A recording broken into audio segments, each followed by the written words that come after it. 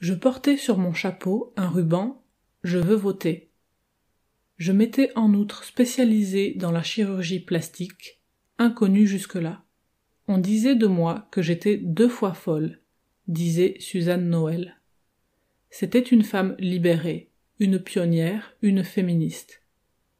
Suzanne Noël est née le 8 janvier 1878.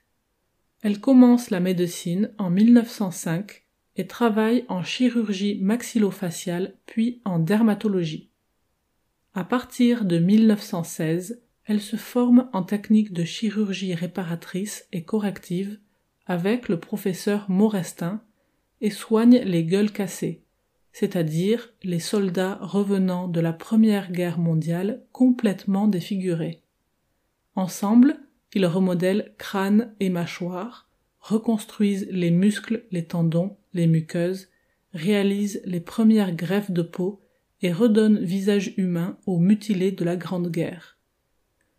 Pendant l'entre-deux-guerres, elle étend sa pratique et opère sur des remodelages de seins, de fesses, de cuisses ou encore sur des dégraissages de l'abdomen ou des jambes. La chirurgie moderne lui doit d'ailleurs de nombreuses techniques et outils. Pendant la Seconde Guerre mondiale, sous l'occupation, elle opère des juifs et des résistants recherchés par l'armée allemande. Suzanne Noël est une chirurgienne dont la dextérité et l'empathie sont hors normes. Elle a une conception très moderne de la chirurgie plastique et se rend compte que la beauté a un rôle social. L'apparence physique est un capital qui nous permet de nous insérer harmonieusement dans la société et de travailler. Son travail permet donc de remédier aux discriminations et au mal-être. Le physique et le psychologique sont pour elle les 2 faces d'une même pièce. Bien que n'ayant jamais porté d'armes, Suzanne Noël est une combattante. Elle milite en tant que suffragiste pour que les femmes obtiennent le droit de vote. Elle organise ainsi une manifestation pour appeler les femmes qui travaillent à ne pas payer d'impôts.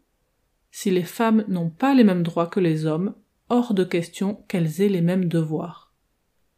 Par ailleurs, elle crée des organisations fondées sur le principe de la sororité, c'est-à-dire la fraternité entre femmes, et œuvre pour leur émancipation.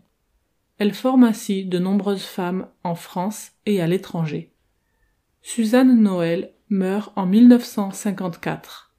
C'était une chirurgienne, mais avant tout une militante dont l'héritage est immense pour les femmes et pour le monde actuel.